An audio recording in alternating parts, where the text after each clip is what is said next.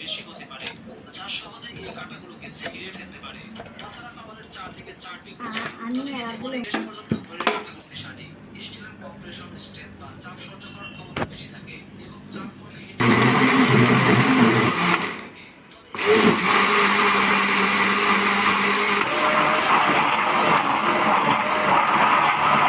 বেশি সময় লেগেছিল।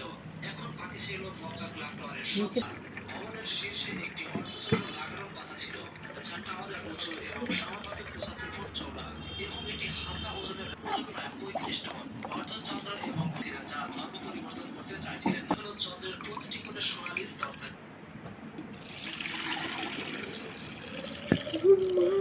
চোখ ভরা বলতে কে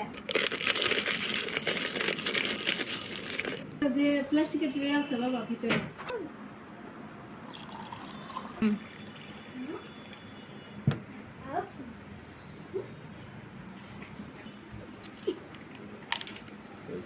বেগুনটা দেখো হয়েছে তরমুজের এটা দেখো হয়েছে